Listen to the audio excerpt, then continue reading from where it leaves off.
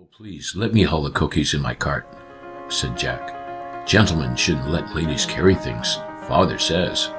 But Margie, you may carry the spade if you want something in your hands very much." "All right, boy," laughed Marjorie. "I certainly do like something in my hands, and a spade will look much more ladylike than a cookie bag."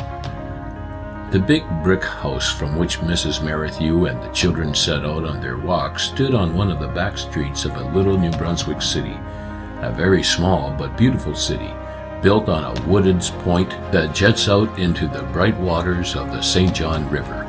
Of this river the little Canadian cousins are justly proud, for, from its source in the wilds of Quebec to its outlet on the Bay of Fundy, it is indeed a thing of beauty and a joy forever.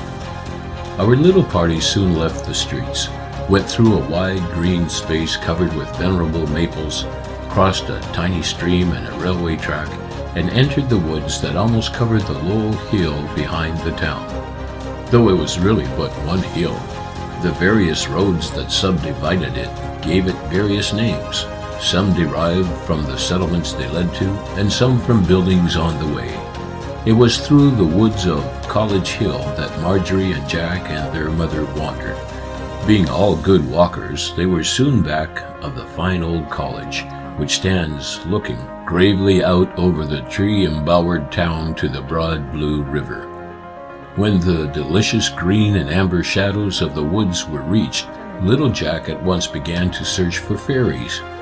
Marjorie contented herself with looking for wild flowers, and Mrs. Merrithew sought for ferns young enough to transplant to her garden. "I am afraid I have left it rather late," she said at last. "They are all rather too well grown to stand moving, but I will try a few of the smallest. What luck have my chicks had? Any fairies, Jackie?" Jackie lifted a flushed face from its inspection of a tiny hole in the trunk of a fir tree. "No fairies yet, Mother, but I think one lives in here, only she won't come out while I am watching." Mrs. Merrithew smiled sympathetically. She heartily agreed with the writer, though she could not remember who it was who said, "I always expect to find something wonderful, unheard of, in a wood."